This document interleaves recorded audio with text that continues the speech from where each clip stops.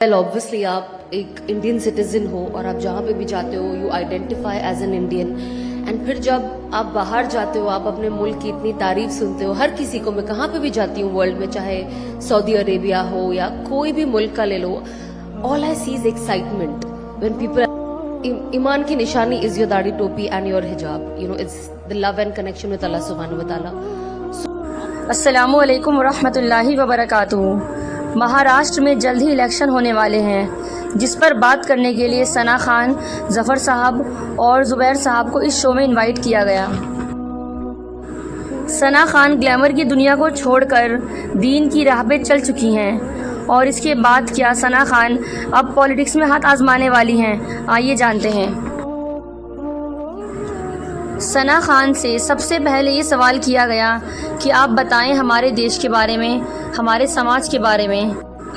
क्या आपको कहीं कभी किसी वजह से कोई दिक्कत या परेशानी का सामना करना पड़ा है?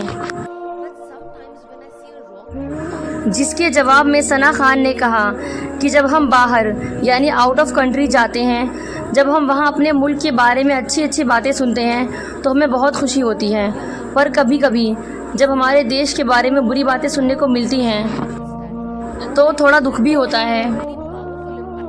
जब देश में फ़िरका वाराना बातें होती हैं तो बुरा लगना आम बात है, क्योंकि हमारा देश सबसे अलग और सबसे बेहतर है।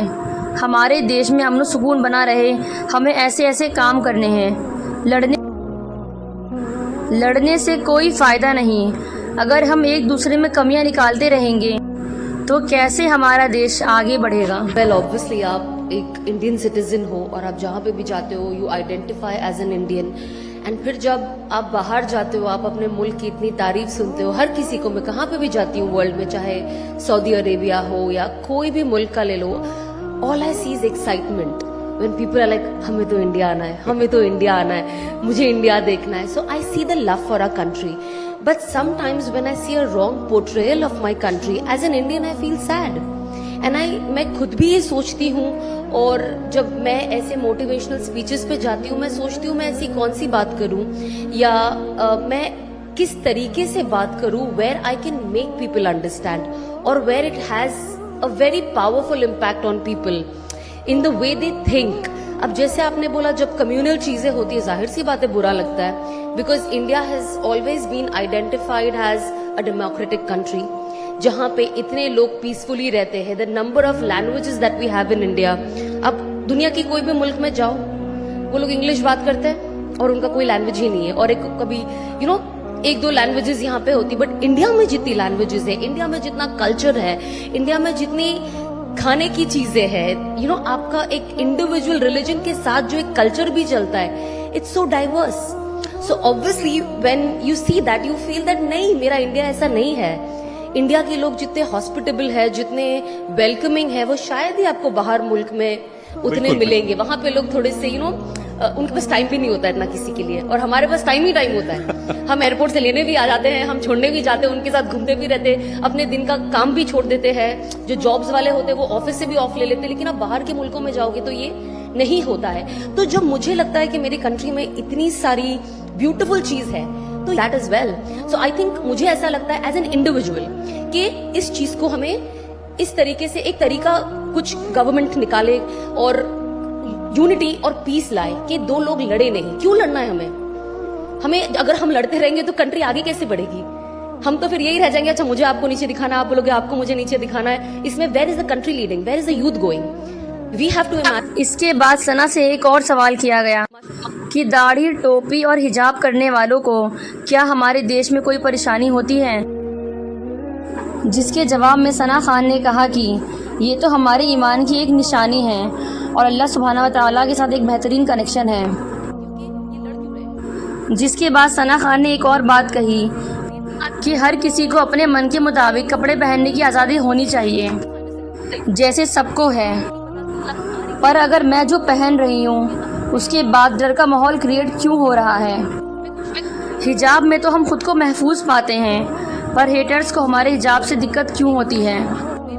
देखिए डिपेंड करता है, इट्स योर ईमान की निशानी is your dadhi topi and your hijab, it's the love and connection with Allah सुब्हानहू व तआला। So my kapda should not identify कि मैं किस कैटेगरी में खड़ी होती हूँ या मुझे इस चीज से डेंजर है ना। हर किसी को एक फ्रीडम होनी चाहिए, जैसे आपको फ्रीडम है जो आप पसंद करते हो वो पहनने का, वैसे मुझे भी फ्रीडम है कि मैं वो पहनूं जो मुझे पसंद है। लेकिन अगर उस चीज से डर का माहौल क्रिएट होता है देन दैट इज सैड।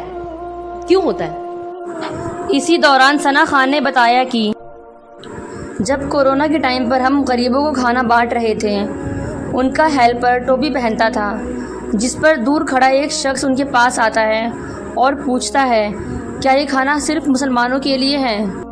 उस पर टोपी पहने शख्स ने कहा कि नहीं, ये खाना तो सभी के लिए है। जब इस बात की खबर सना खान को लगी तो उन्हें बहुत बुरा लगा कि ये ऐसा वक्त चल रहा है कि लोग भूख से मर रहे हैं। तब भी वो शख्स खाना लेने से पहले ये सोच रहा है कि ये खाना सिर्फ मुसलमानों के लिए है। हमारा इस्लाम इंसानों की मदद करना सिखाता है, ना कि सिर्फ मुसलमानों की। जैसे कि इन्होंने जो बोला एकदम करेक्ट बोला है। रिमेम्बर जब कोविड का भी टाइम था और हम जब खाना बनाकर बाहर सर्व करते थे और जब मेरा जो एक हेल्पर है वो जाता था, वो टोपी पहन के जाता था खाना बांटने के लिए। एंड आई रिमेम्बर वो मुझे कॉल करके बोलता है, जब वापस आया तो मुझे कहता है कि मैम ये जब आज हम लोग बांट रहे थे ना, तो ये एक सेक्शन में ना नॉन मुस्लिम्स जो थे ना बहुत पीछे खड़े थे। उसमें से फिर एक लेडी ने आके पूछा कि ये खाना सिर्फ मुसलमानों के लिए है। तो हमने कहा नहीं नहीं नहीं, ये तो सबके लिए है। तो I think Covid was also one time जब मैंने रियलाइज किया कि imagine the division is so huge कि लोग मर रहे हैं, लेकिन एक पोटली चावल के लिए एक नॉन मुस्लिम ये कह भी रहा है कि ये सिर्फ मुसलमानों के लिए। दैट वाज सो, मतलब मुझे इतना बुरा लगा वो बात सुनकर कि ये सिचुएशन में कोई ऐसा सवाल कैसे कर सकता है। And that also happened why, because my boy was wearing a टोपी। अदरवाइज उनको आइडेंटिफाई नहीं करते, वो समझते कि खाना मिल रहा है चलो खा लेते हैं। सो मुझे नहीं लगता कि डर है, मुझे नहीं लगता, बट कहाँ है भी विच यू कांट डिनाई।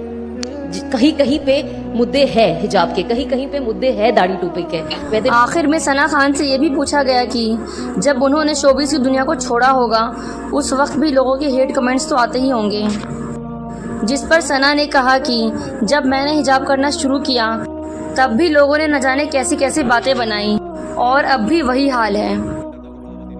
अचानक से बदल गई अभी भी आते हैं सर, अभी भी आते हैं। आप अंकल तो कह रहे हैं रोड पे ये करो वो करो, नॉर्मल लोग तो एक नॉर्मल बेचारे वो अब एक पब्लिक प्लेटफॉर्म पे जब आप इंस्टाग्राम पे कमेंट्स पढ़ोगे तो मैं कभी कभी सोचती हूँ कि मैं तो किसी को प्रोवोक नहीं कर रही हूँ, मैं तो भाई अपने इंस्टाग्राम पे अपना फोटो डाल रही हूँ, अपनी चीज डाल रही हूँ, but the comments are so hateful against me, my husband, my child who is just 13-14 months now.